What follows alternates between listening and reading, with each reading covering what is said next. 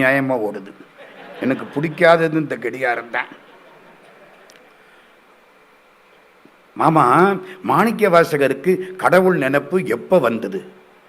நமக்கெல்லாம் காடு கூப்பிடும், வீடு விடை தரும், கடவுள் நினைப்பு கடைசியில் தான் வரும்.